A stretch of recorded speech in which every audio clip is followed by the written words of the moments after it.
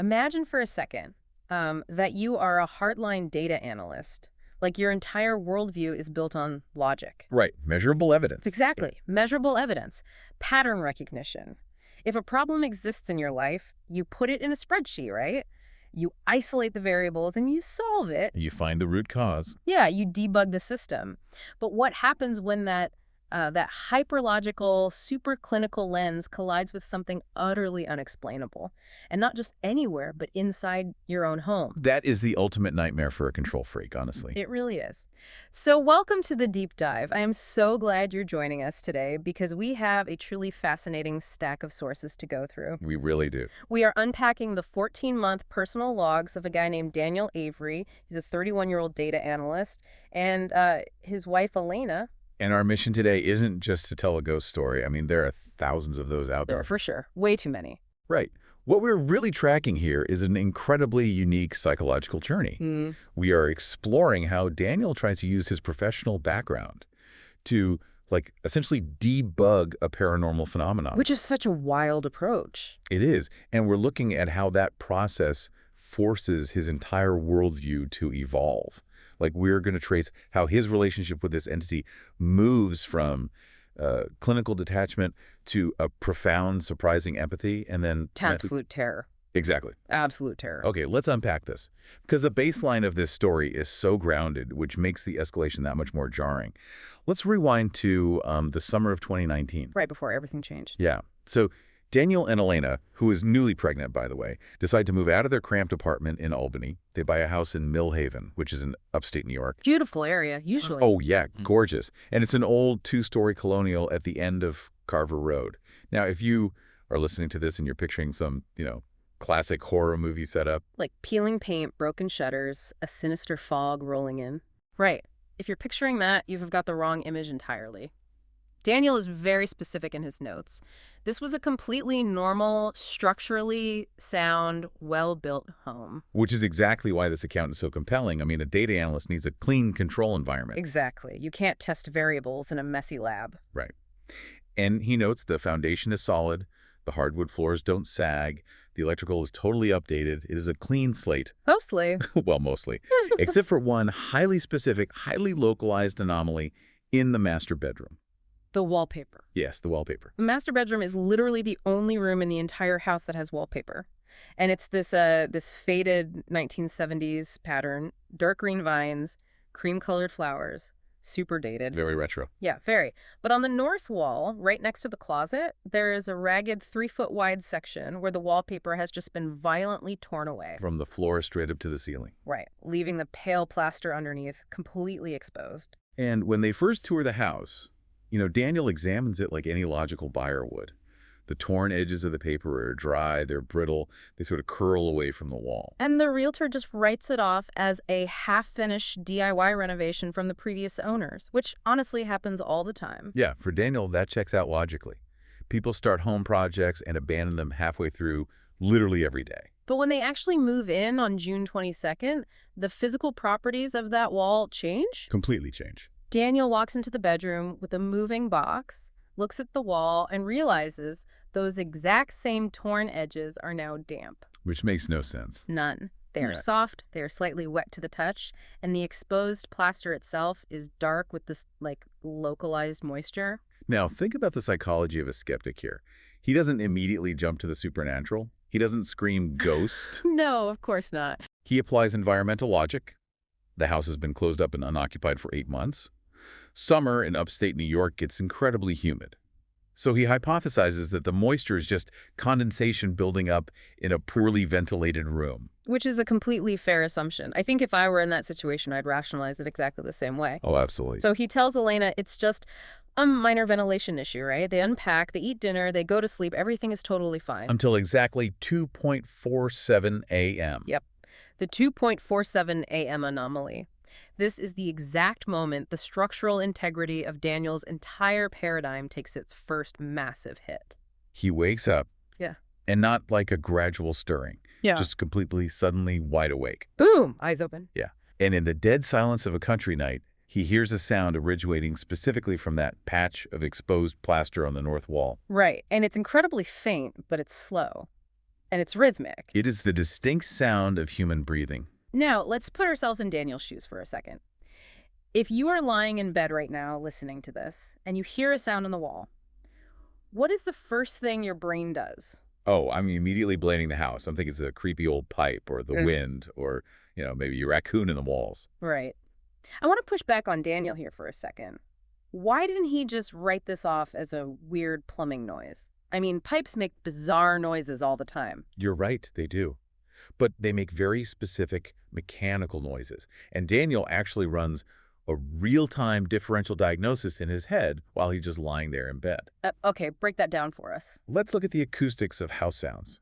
Plumbing systems involve water under pressure moving through copper or PVC pipes.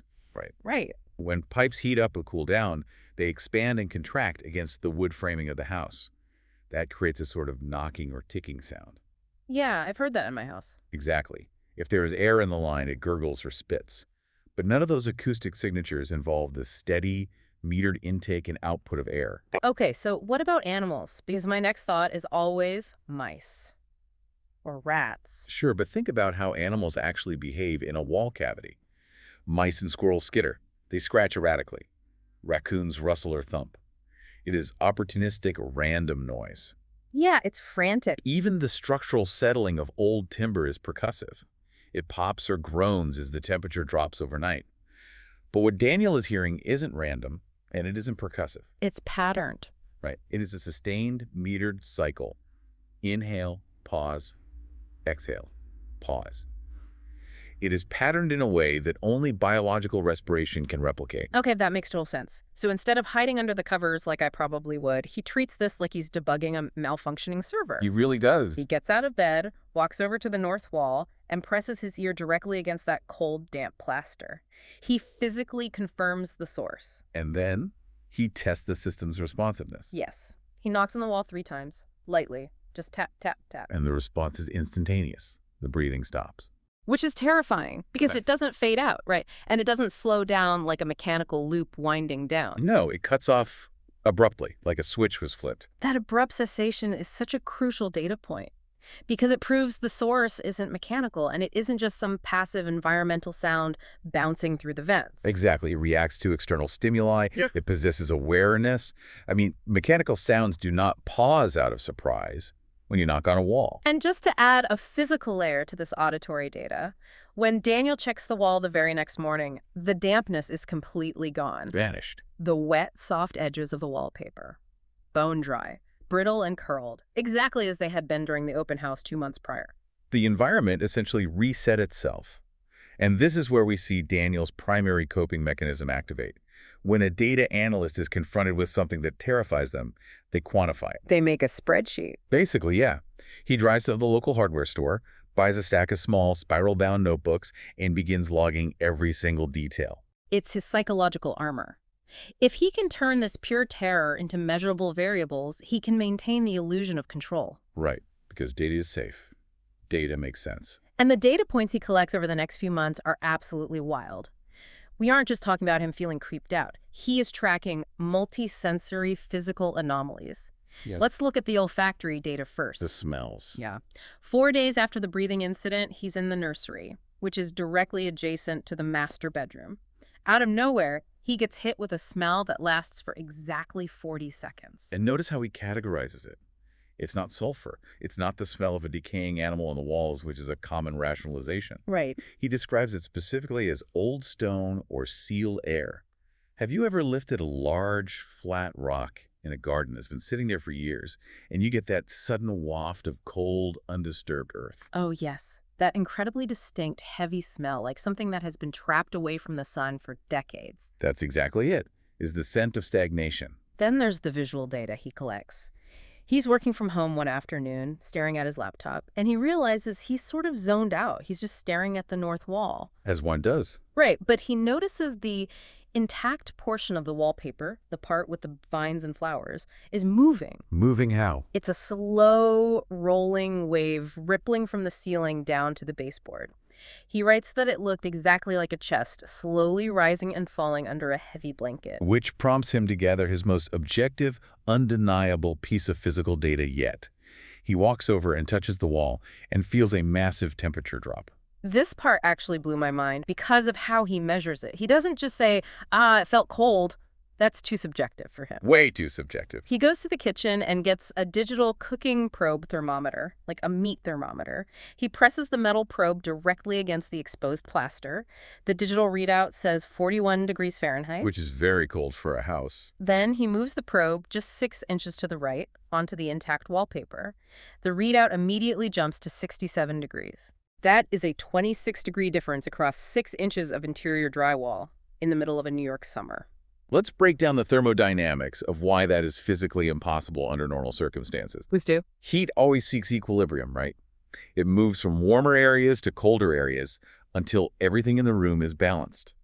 If you have a room that is ambiently 67 degrees, a localized patch of wall cannot maintain a temperature of 41 degrees on its own. Because the ambient heat of the room would warm it up. Exactly. So it's like leaving a refrigerator door wide open in a sauna, but somehow the cold air just stays perfectly contained in one little invisible box. It defies physics. Right. For that small patch of wall to remain 26 degrees colder than the surrounding plaster, a massive amount of energy is actively being pulled from that specific area. Something is draining the thermal energy. And Daniel actually photographs the thermometer readouts side by side. He is building an empirical case that something is fundamentally defying the laws of physics in his bedroom. He even gets the breathing on tape. Yes, the audio recording. He sets up an audio recording app on his phone overnight.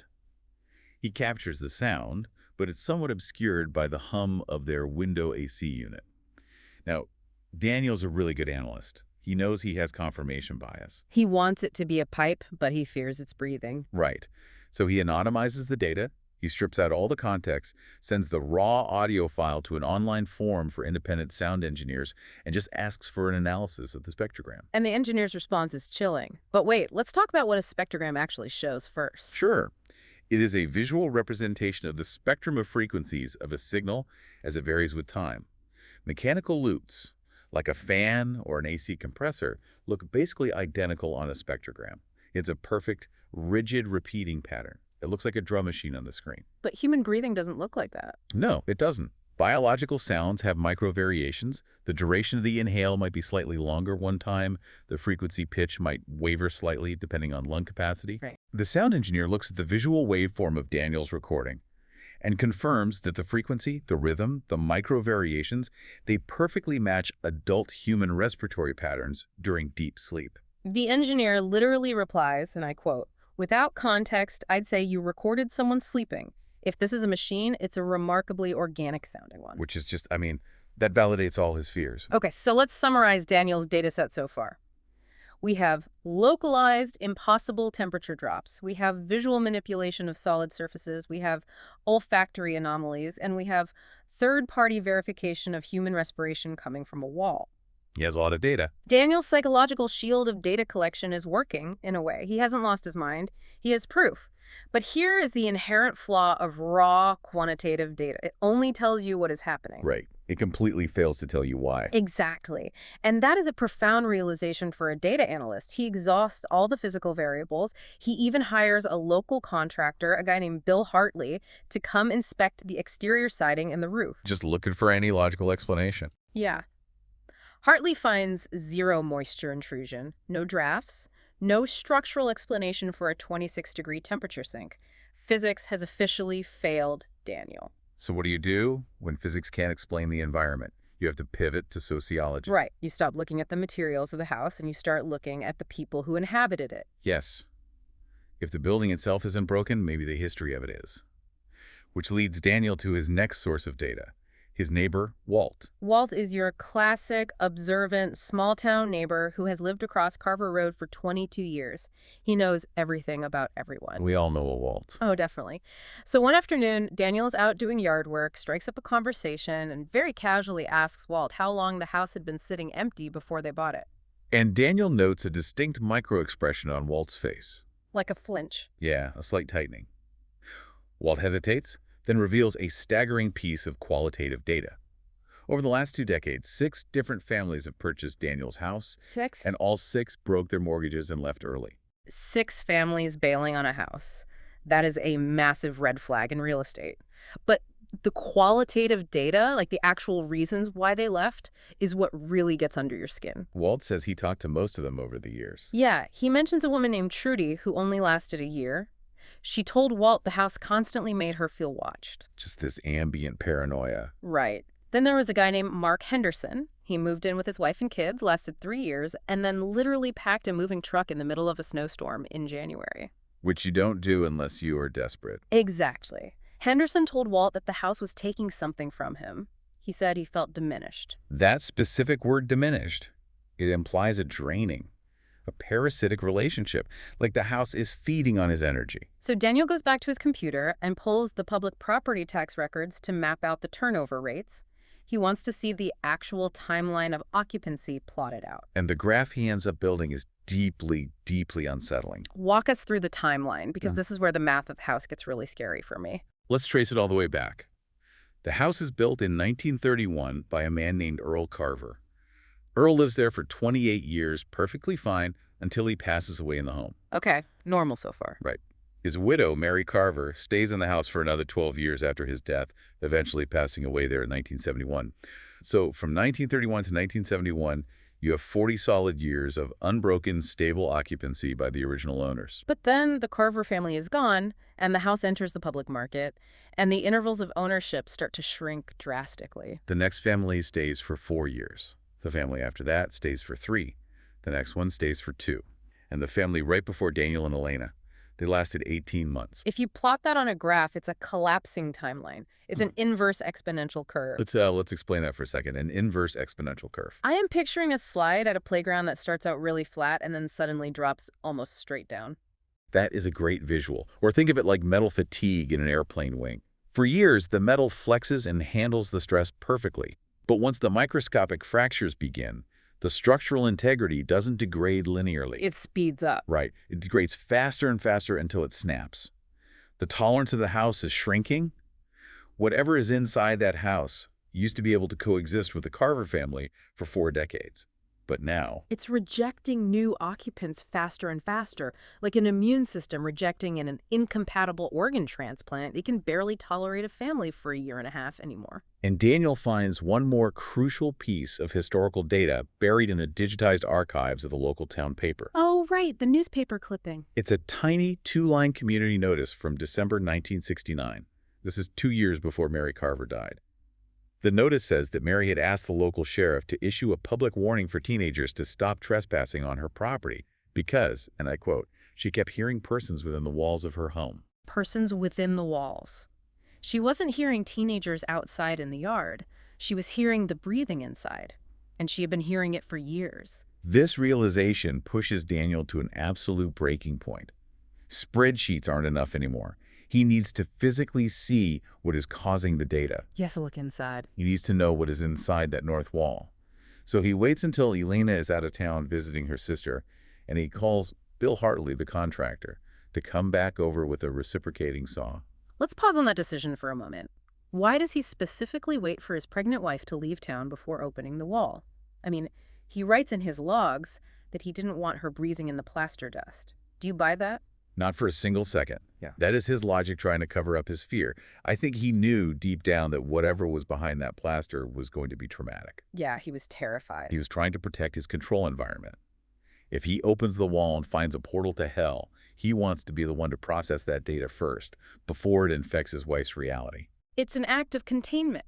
He's trying to quarantine the unknown. But what they actually find when they cut into the wall shatters any illusion of containment. Bill Hartley and his assistant slice a 4-foot square out of the drywall.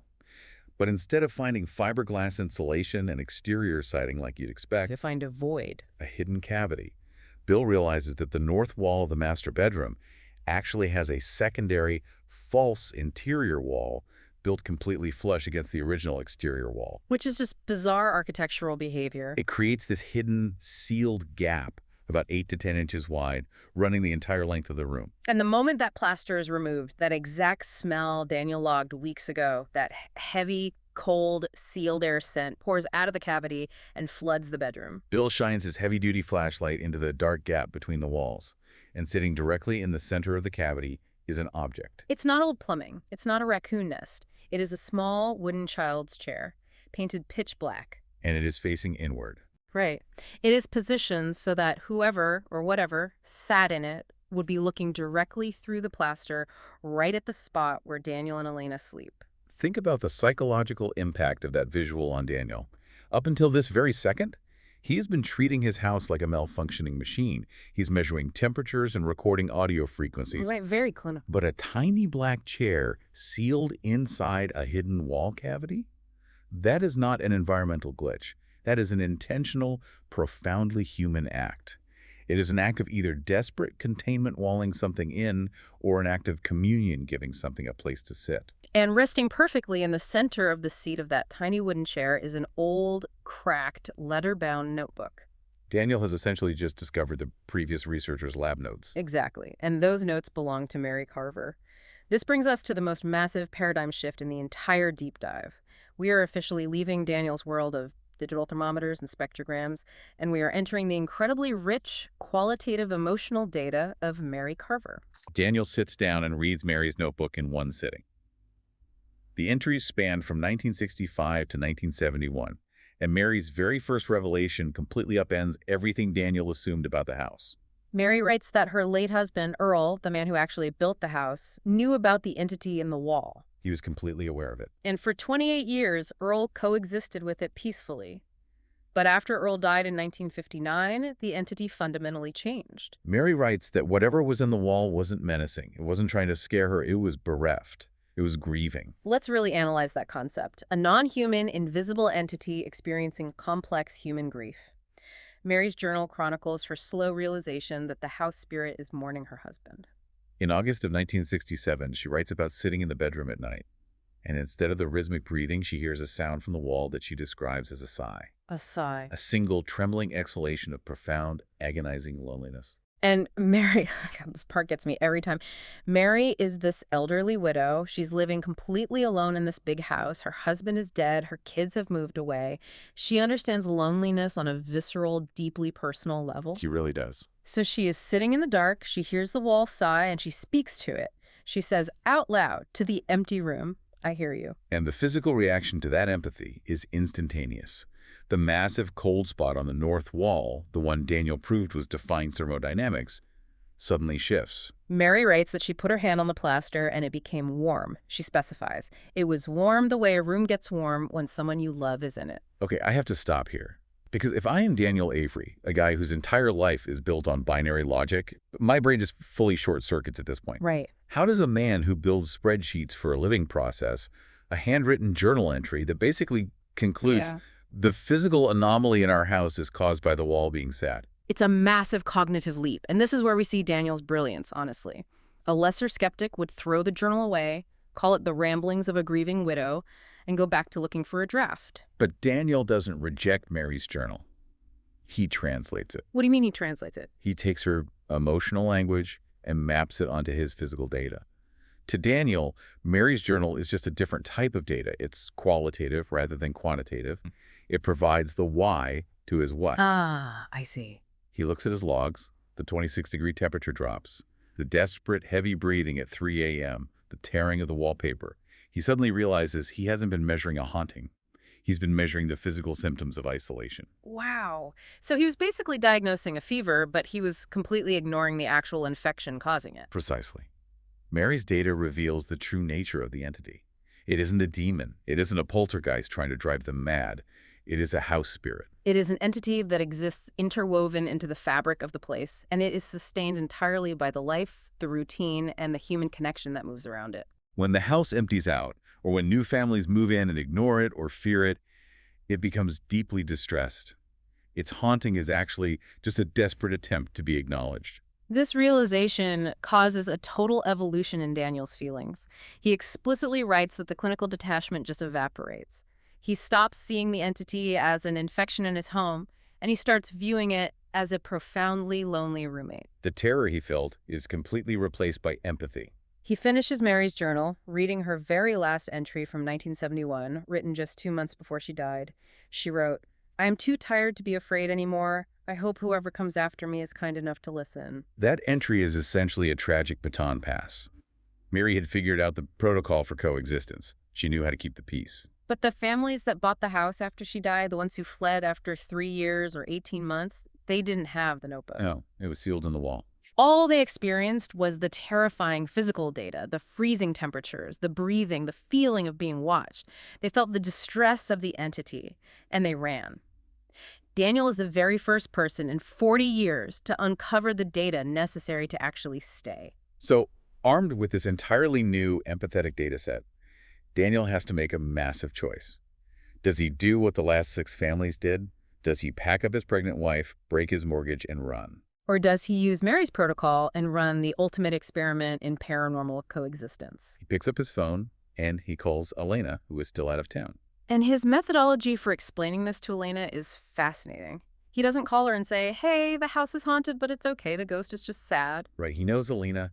He knows how her brain works. He presents the data sequentially, building his case logically. He walks her through the audio recordings, the temperature differentials, the property turnover records, the discovery of the hidden cavity, the chair, and finally, he reads her Mary's journal. He lays out all the variables on the table. And Elena's reaction is honestly incredible.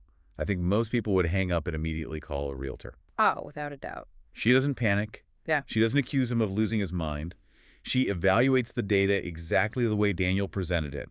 She believes the empirical evidence of the temperature drops. She trusts the public historical records of the fleeing family. And she accepts Mary Carver's 12-year endurance as proof of concept.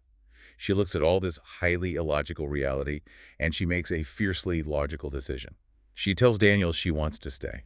It is the ultimate application of the scientific method to the paranormal. They have gathered their data, they have formed a hypothesis that the entity simply requires verbal acknowledgement to remain benign, and they decide to run the test. So Elena comes home, and they enact Mary Carver's protocol. They have Bill Hartley frame out a small access panel in the drywall. They carefully place the little black chair back into the cavity. They place Mary's notebook back on the seat. They close the panel. And then Elena stands in front of that freshly painted north wall, and she speaks directly to it. She says, "We're going to have a baby. We'd like to stay. We'll try to do this right." The physical response to that verbal acknowledgement is measurable. That night, at exactly 2:47 a.m., Daniel is awake. The breathing returns to the wall, but the auditory signature has entirely changed. Daniel writes that it is fundamentally different. It's no longer urgent. It's not pressing or desperate. He describes it as the slow, quiet, even breathing of something that has finally, after decades, been heard. And Daniel, lying in bed, speaks back into the dark. He just says, "We hear you." The breathing continues for about a minute, and then it stops gently. It doesn't cut off abruptly like it did when he knocked. It fades out, like a conversation ending naturally. The tension in the ecosystem has resolved. The data points stabilize. The temperature normalizes completely. And the emotional payoff for Daniel is massive.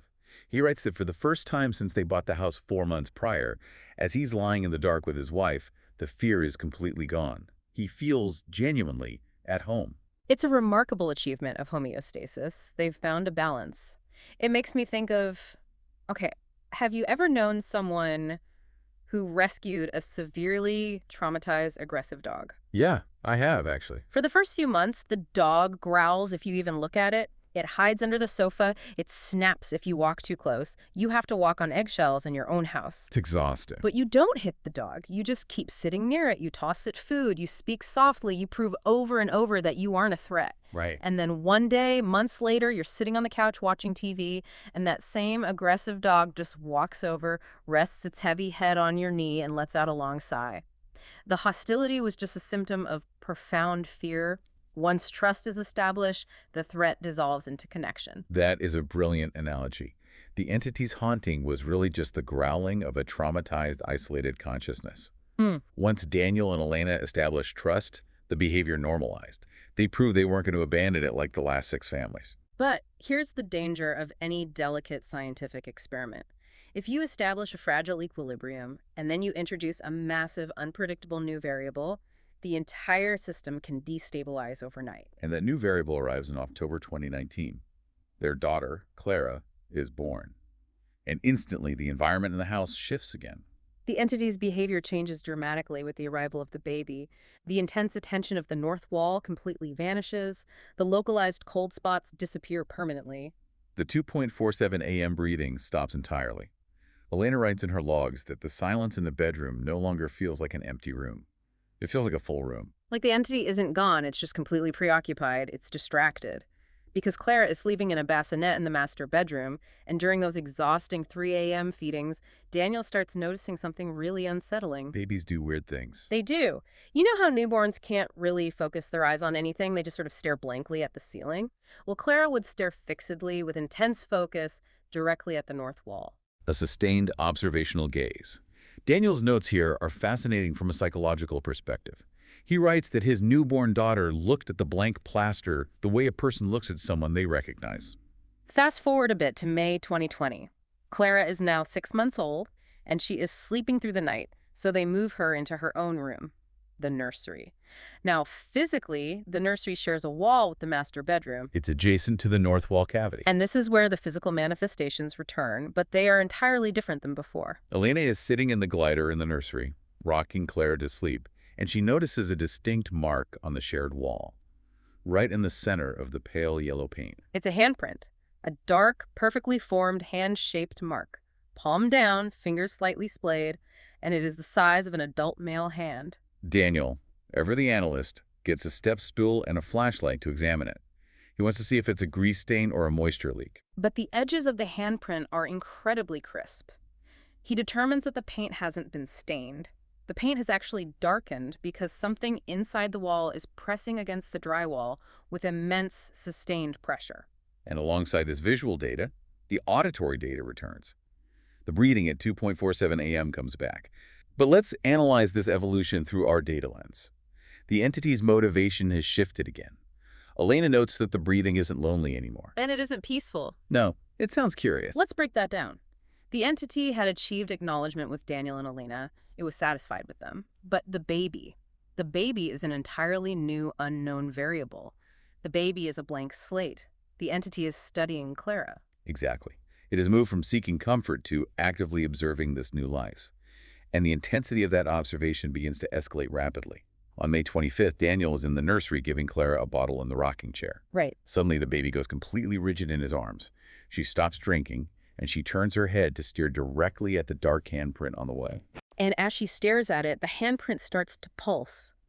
The dark shape on the yellow paint slowly fades, becoming lighter, and then darkens again, pushing and releasing, once every 4 seconds. And Daniel realizes it is perfectly in sync with the faint breathing he can hear through the plaster.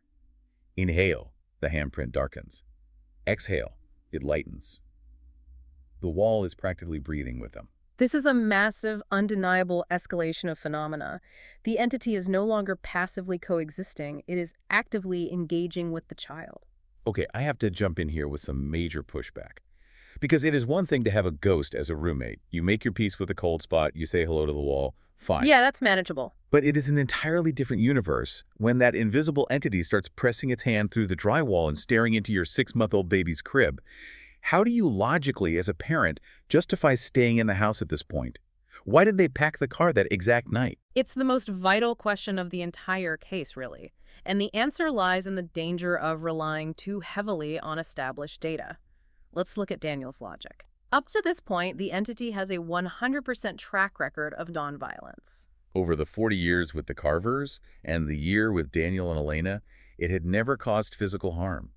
It only ever sought connection and acknowledgement. Daniel and Elena had successfully built a paradigm where the entity was viewed as benign, needy, perhaps intrusive, but fundamentally benign. So they're falling victim to the sunk cost fallacy, or maybe a dangerous normalization of data.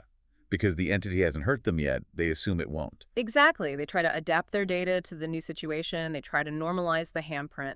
They start treating the entity like a weird, invisible, overbearing relative. Daniel writes that they started giving the wall daily updates on Clara. They'd stand in the nursery and say, Clara is teething today, or she rolled over for the first time. They are desperately trying to maintain the coexistence protocol that Mary Carver designed. They think if they just keep talking to it, it will stay calm. But treating an ancient, isolated entity like a distant uncle is a severe miscalculation of its nature. The entity's desires are evolving far past simple observation. The variables are spinning out of control, and Daniel's data model is about to fail completely. Which brings us to the breaking point. June 2020, Clara is now 8 months old. She's sleeping in her crib in the nursery. Daniel goes in early in the morning to get her, and he just freezes. There, directly above her crib, carved into the wall, are three long, deep, parallel scratches. Let's be clear about the physical data here. These aren't surface marks or scuffs on the paint. They are gouged deep into the plaster. They are 10 inches long. And Daniel measures the spacing between the scratches. They are the exact width of human fingertips. Furthermore, they originate precisely from the top edge of the dark handprint and run straight upward. It's reaching. The entity is physically trying to reach through the barrier of the wall to get to the baby. Daniel immediately calls Bill Hartley, the contractor, who comes over and patches the gouges with joint compound. But even Bill's visibly shaken. Bill tells Daniel, "Tools don't make marks like this. Something organic made these." And that night, the fragile truce they had built over the last year completely violently shatters. Clara wakes up at 2 a.m. screaming, and Daniel notes in his log that it isn't a normal baby cry. It isn't hunger or a wet diaper. It's a primal, breathless, terrified scream. Daniel and Elena rush into the nursery. Clara is rigid in her crib, screaming, staring at the freshly patched wall. And there, pressed into the wet joint compound, are three new, deeper scratches, right above her head. And the auditory data changes instantly. The breathing coming from the wall is no longer slow. It isn't curious. It is incredibly fast. It is agitated. It is demanding. The data has irrevocably changed. The bond of coexistence is broken. Elena, with devastating maternal clarity, identifies the exact shift in the entity's motivation. She looks at Daniel and says, "We're not listening the way it wants anymore." When Daniel asks her what it wants, Elena just looks at the crib and says, "Clara." It makes perfect, terrifying sense. Let's go back to an animal analogy. Imagine you start feeding a stray cat on your back porch. At first, the cat is just thrilled to be acknowledged. It eats the food, it stays on the porch, it's happy. But after a few months, the porch isn't enough. It wants to come inside the kitchen. Then it wants to sit on the couch. Then it wants to sleep on your pillow. The cat doesn't understand human boundaries. It just desires closer and closer proximity to the warmth. The entity was satisfied with Daniel and Elena's words for a while, but now it wants proximity to the new life. It wants Clara entirely. The house spirit is attempting to claim the child. And because Daniel and Elena are rational people who respect clear data, they don't deny the reality of the situation. They don't try to bargain with it anymore. The hypothesis of safe coexistence has been disproven. They make the immediate, logical decision to evacuate. They start packing quietly. They call an out-of-town realtor. But you can't hide intent from an entity that lives in the walls. The house knows they are leaving. And on July 3rd, a week before they are scheduled to officially move out, Eleni wakes Daniel up at 3:16 a.m. This becomes the final night of phenomena, and it is an absolute sensory overload. The restraint the entity had shown for the last 14 months completely collapses. Daniel walks into the master bedroom. The north wall is covered in dozens of overlapping, dark handprints. And they aren't static. They are physically pushing outward, bulging the paint and the plaster into the room. The old 1970s wallpaper that they had removed the year prior visually returns, ghosting over the drywall, pulsing in time with the panic. And the breathing isn't just localized to the north wall anymore. Daniel says it's coming from the ceiling. It's coming from the floorboards. The entire room is respiring around them in a deafening, echoing panic. He runs into the nursery. Clara is awake in her crib, staring at the chaos of the walls. But she isn't crying. Daniel notes that Clara is actually smiling. And here is where the emotional intelligence of Elena truly shines. She interprets this apocalyptic visual and auditory data through the emotional bond they had formed with the house.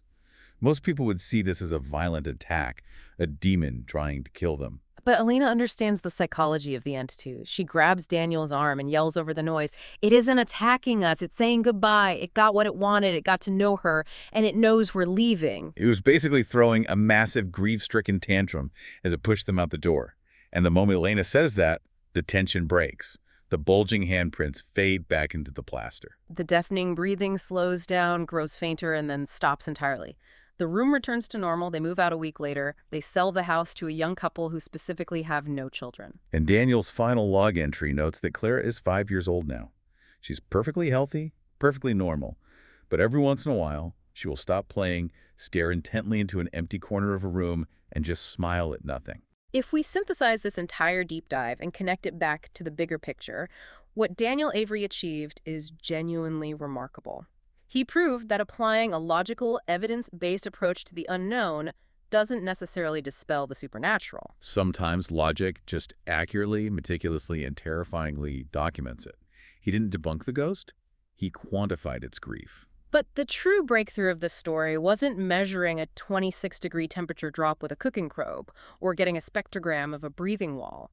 The real breakthrough was measuring empathy.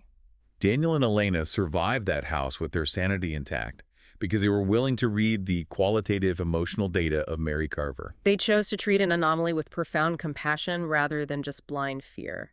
They successfully coexisted with the impossible right up until the moment that compassion became a risk to their child. It highlights the ultimate value of emotional intelligence in data analysis. You can measure the acoustics of a sigh perfectly. You can map its frequency and duration. But if you don't understand the crushing loneliness behind that sigh, your data is useless. I love that.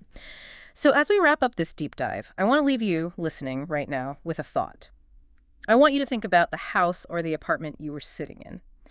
How many people lived within those walls before you? Do you know their names? Do you know how long they stayed or why they left? What if that random creak in the floorboards at night, or that weird, persistent cold draft in the hallway, isn't just settling wood or bad insulation? What if it's the lingering data of something that has been waiting decades? Something that just wants you to stand in the empty room in the dark and say out loud, "I hear you." The diagnostic landscape of our world might be murky, but sometimes the only cure for the unknown is a little acknowledgement. Thanks for taking the plunge with us today. Keep your eyes open and your ears to the walls.